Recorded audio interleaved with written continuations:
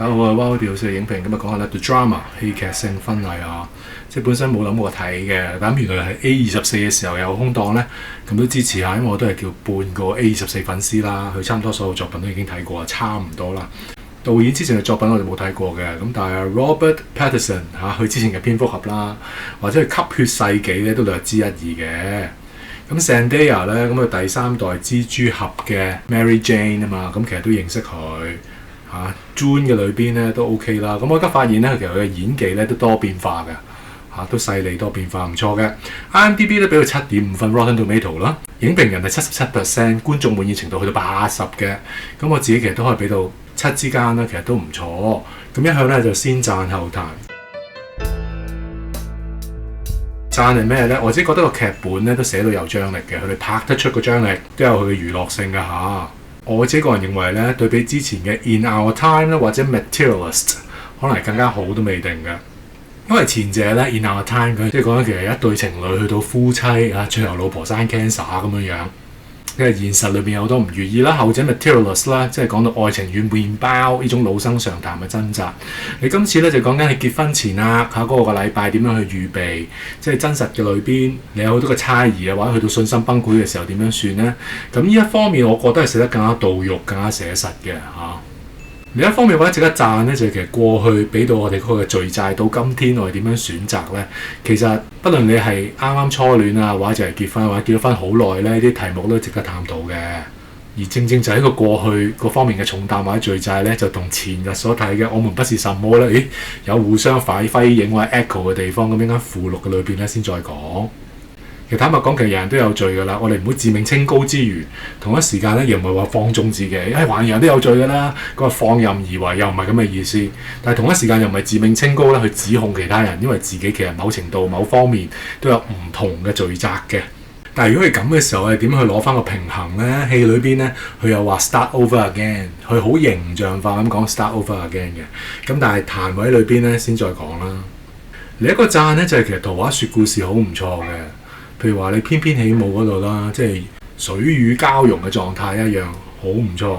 做影相啦，咁你即係愛到如膠如漆嘅時候，你影相嘅時候咧係甜蜜蜜㗎啦，糖黐豆㗎啦。但係如果你心裏面有芥蒂有根刺嘅時候咧，硬要強顏歡笑咧，好難嘅。然後最後就係寫翻嗰個嘅結婚前嘅新郎的話咧，嗰個講稿啦，成個過程裏邊主角點樣選擇用詞咧嚇？你可以揀一啲好堂皇、好得體嘅用詞，但係違心嘅。但係你即係坦蕩蕩咁講出嚟咧，咁呢個寫稿啊、謄稿嘅過程咧，我係欣賞嘅喎。最後做一個讚就小本經營，但係有驚喜嘅。電影投資差唔多應該2800萬美金啦，大家都拍得到有嗰個張力啊，同埋娛樂性嘅時候咧，其實都好唔錯。同埋 A24咧，佢有一貫嗰個嘅寫實風格嘅嚇，或者寫實元素咁我欣賞嘅。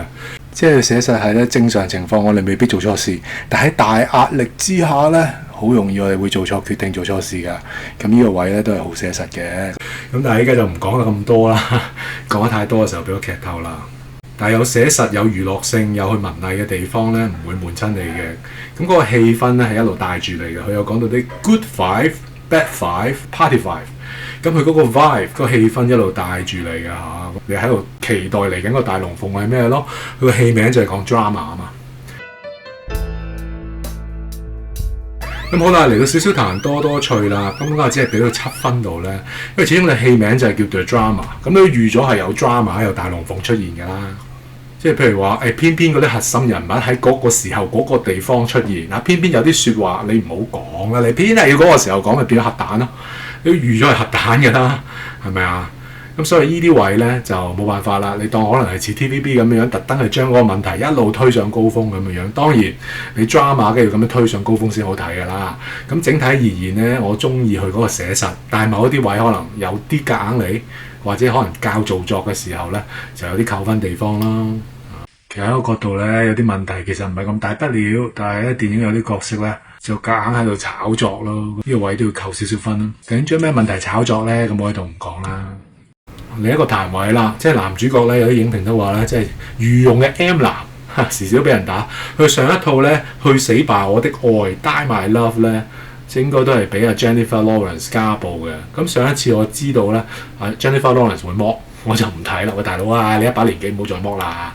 你巔峰嘅時候就 OK 啫，我當係欣賞維納斯女神。咁但係你而家喂，哇，好似剝開有條癮咁就算。咁但我知道咧，即係上一次 Patterson 都好似係一個 M 男咁俾人打，佢今次都係嘅，喺一個歡好嘅過程裏邊咧，Zendaya 都刮佢咁樣咯。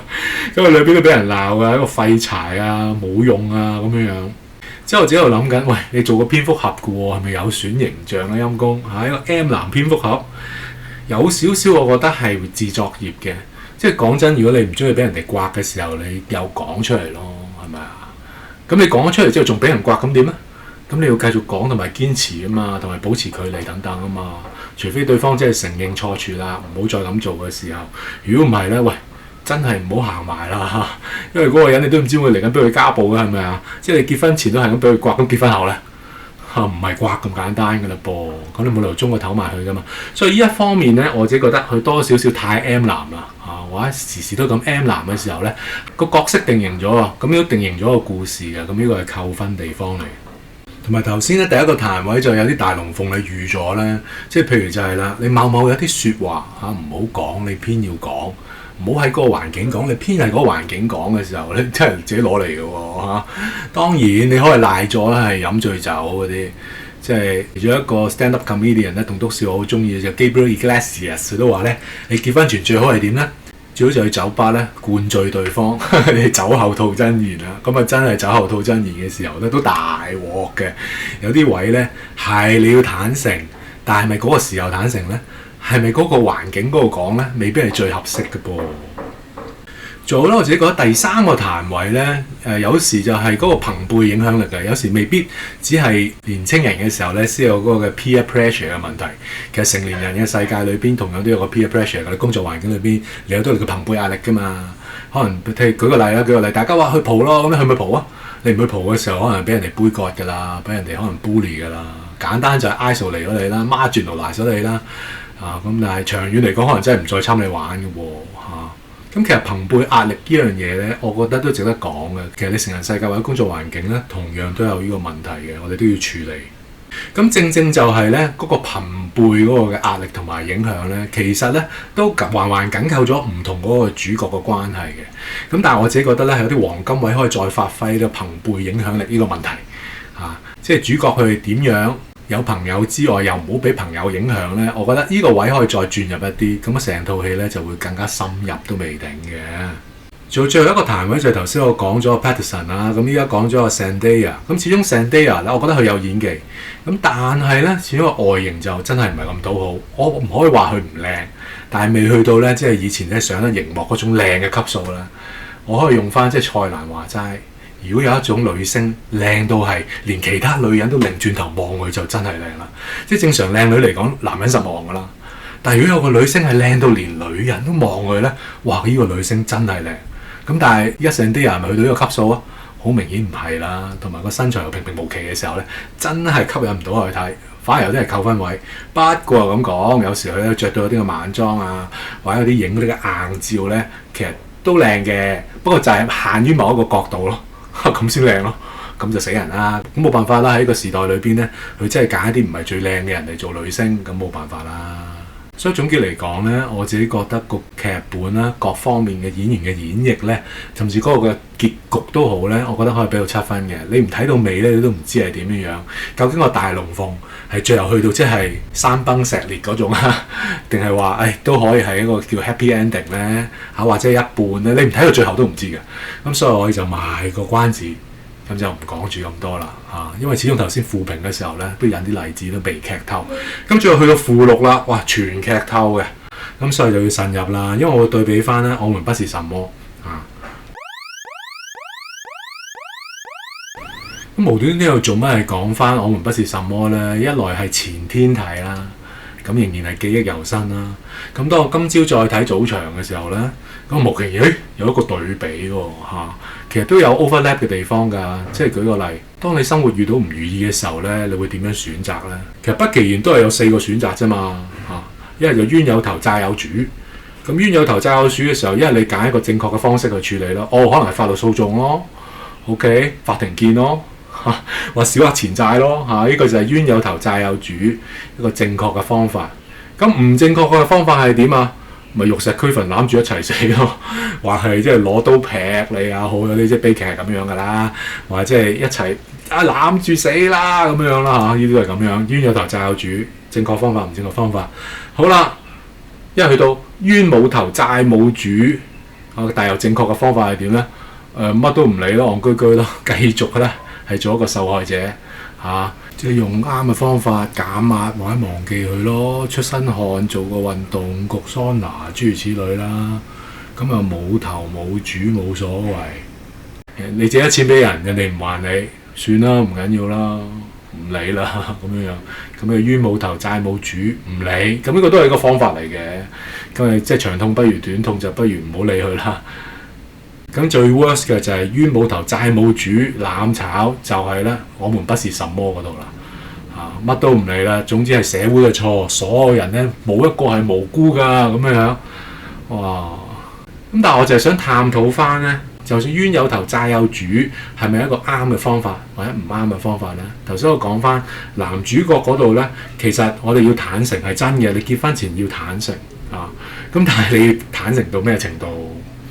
你點坦誠法你嗰幾時嗰個環境坦誠？講真，最安全應該係有個婚姻輔導嘅，即係有一個心理學家做一個第三者，咁啊睇住大家安安全全一個嘅封閉嘅環境，唔好將裏面嘅説話咧傳出去。嗰個環境理論上係最安全嘅，你可以坦誠，亦都有人保密。最唔安全嘅就係你亂咁同啲朋友講。你啲朋友會有其他朋友一路傳開去噶嘛，甚至更加 worse 嘅，你咪同個朋友你大庭廣眾講。咁所以就算你有冤有頭債有主，但係你揀錯咗個時間地點人物去講嘅時候，都係大鑊嘅。就係依家正正就係咧對 drama 男主角嗰個問題咯。咁好啦，咁講翻咧，我們不是什麼，就係冤冇頭債冇主，又要用錯方法嗰度咁點解我要花咁多時間去講咧？有時睇翻人哋嗰啲嘅留言啊，佢哋話喂，呢個真人真事嚟嘅噃，咁你唔可以講反駁但我正正想提翻就係咧，呢個真人真事係1998年啊！你對比今天嘅2026嘅時候咧，個時空其實唔 match 㗎。同埋我想講嘅就係你冤冇頭債冇主用錯方法嗰度，其實應該要鬧爆佢。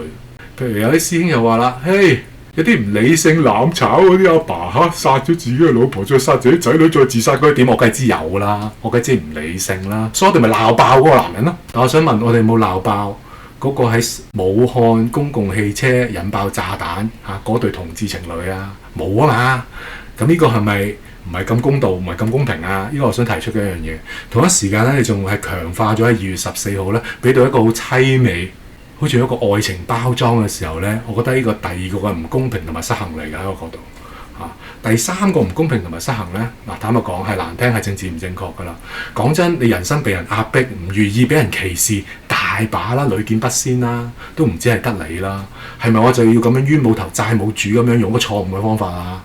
你明我意思啊？我都費事講到咁入咁但係咧，為免人哋唔明白我點樣講反駁，我講反駁嘅時候咧，係希望真係好聽啲啦，唔好聽啲其實真係超級玻璃心同埋超級自我啊！太自我啦，我好受傷害啊！社會唔啱，人人都欠我，咁就死人啦！呢種 mindset。